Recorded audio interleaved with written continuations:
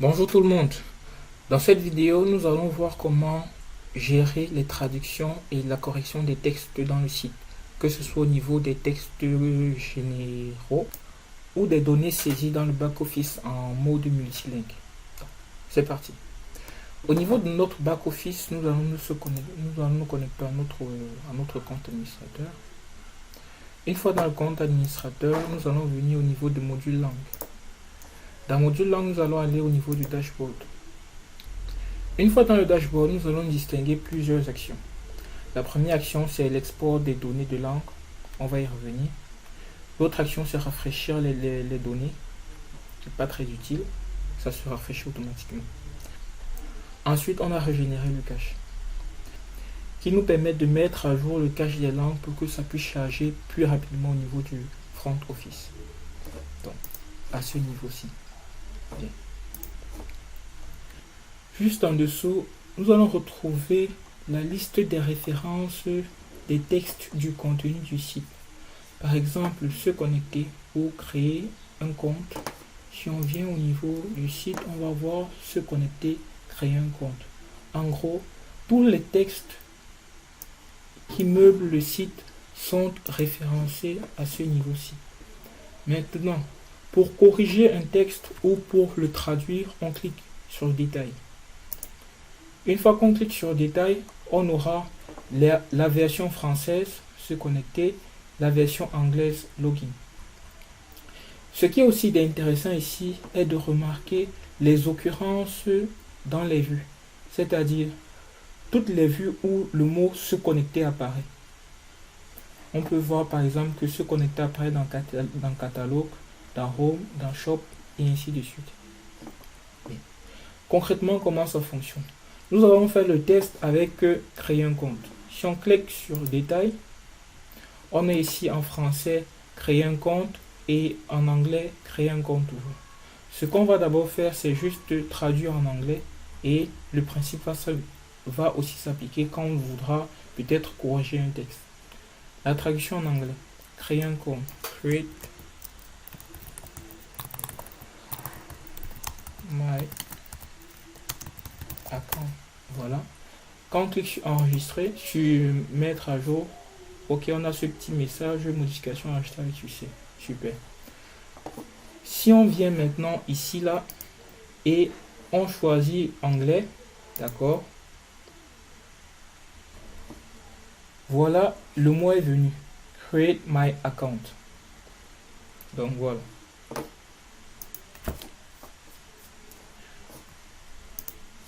Dans le cas où, en changeant la langue, la traduction n'apparaît pas, alors ça voudrait dire qu'il faut régénérer le cache. C'est très important de régénérer le cache. Ça permet au système de savoir que les langues ont été mises à jour et qu'il faut qu'il reprenne ça en compte. Nous pouvons aussi faire la recherche des références. Un exemple, si nous sommes dans la vue, si par exemple, et on veut voir le texte suggestion de boutique, on vient là, on tape suggestion comme ça, et si ça n'apparaît pas directement, on peut cliquer sur rechercher, et voilà, suggestion des boutiques apparaît. Là, on peut cliquer sur détail et aussi faire la traduction.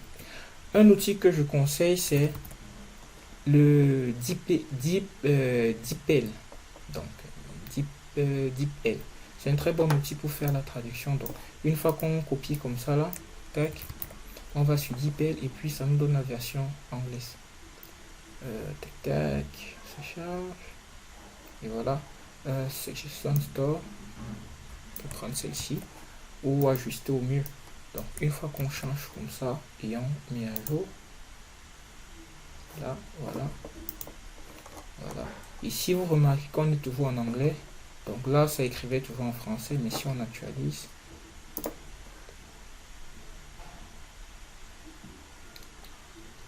là, c'est passé en anglais. Super. Voilà. Globalement, voilà ce qu'il y avait rapidement à savoir au niveau de cette vue-ci.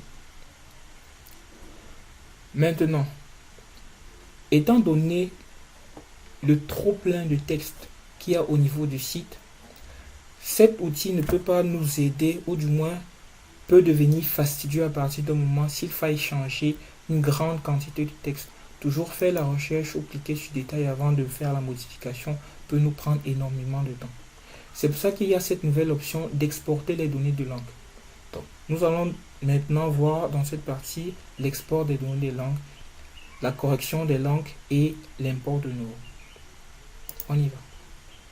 Lorsqu'on arrive au niveau du module de l'export des langues, nous allons distinguer deux formulaires. Un formulaire d'export et un formulaire d'import. Nous allons commencer par le formulaire d'export. Premièrement, nous sélectionnons la langue source. Est-ce que c'est le français, est-ce que c'est l'anglais? Et la langue cible, est-ce que c'est le français, est-ce que c'est l'anglais? Supposons que nous voulions actuellement faire la correction de la langue française, donc nous allons ici français-français. Nous devons à présent sélectionner le type de contenu que nous voulons exporter. Est-ce qu'on veut exporter les données enregistrées et le contenu du texte, uniquement les données enregistrées ou alors le contenu du texte? Ou alors est-ce qu'on veut exporter uniquement le contenu d'une certaine page? Tout ça, on peut sélectionner. Ce qu'on va sélectionner pour le moment, c'est le contenu textuel du site. Voilà. Une fois qu'on a sélectionné comme ça, on peut cliquer sur le bouton télécharger le fichier langue. Après avoir cliqué sur télécharger le fichier langue, ça va nous télécharger un fichier. C'est ce qu'on va faire, qu'on va aller dans le répertoire du fichier en question. Le voici. Tac. Ensuite, nous allons l'ouvrir avec un éditeur de texte simple. Ici, là, je vais ouvrir avec, disons, je vais l'éditer juste avec le bloc-notes, comme ça là. Quand je l'édite avec le bloc-notes comme ça, je vais maintenant ouvrir Excel pour le coller à l'intérieur. Il est très important de suivre la méthode, sinon nous allons avoir des données avec beaucoup d'erreurs. Je vais ouvrir Excel. Voilà, comme ça. Bon. Ce que je fais ensuite est que je copie tout le contenu ici, comme ça, et je le colle dans Excel comme ça. Et voilà. En le collant dans Excel comme ça, nous remarquons qu'il vient déjà bien aligné dans les cases. Alors, essayons maintenant de comprendre c'est quoi le rôle de chacune des colonnes.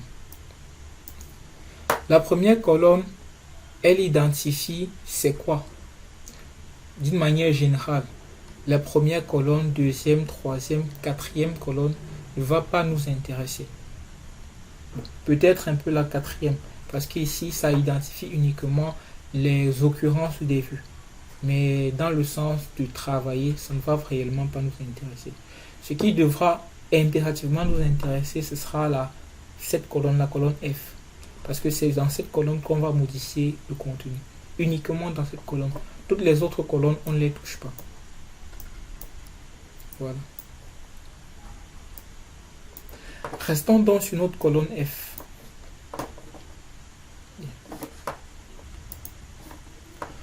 Pour notre exemple, nous allons aller au niveau de la vue produit. Pour repérer la vue produit, vous pouvez rapidement voir ici Front Product. Quand vous voyez Front Product, ça veut dire en fait la vue produit. Pour pouvoir connaître, on va dire quoi, faire la correspondance rapidement entre la colonne ci et les vues, c'est assez simple. On vient là, quand on vient ici, on va mettre en français. Voilà. On va venir au niveau de produit. Bon, on va prendre peut-être celui-ci. Voilà. Quand on vient au niveau de produit, nous avons ce texte-ci, add to cart et quantité comme ça. Ce qu'on va faire, c'est écrire ça normalement, donc ajouter au panier et quantité peut-être avec QTE accent aigu. Nous allons aller dans notre fichier langue. On va remarquer le front product. Ce qu'il faut remarquer, c'est juste le product ci est venu au niveau de l'URL voir product. C'est ça qui fait la correspondance entre la vue qui est la vue product et c'est les données qui sont dans la vue front product. Juste une petite astuce, mais sinon les données sont là. Juste en lisant, on corrige simplement. On retrouve quantité là et add to cart là. Comme j'ai dit, c'est sur la colonne F qu'on fait la modification. On ne touche pas à la colonne E. Ici, on va faire comme ça, et puis là, ajouter au panier. Voilà, tac. Une fois qu'on a fait ça, il faut qu'on sauvegarde le fichier. Je ne vais pas faire plus, ça c'est juste un exemple. La même chose, on a fait une fois, on va faire 1000 fois. On va sauvegarder notre fichier.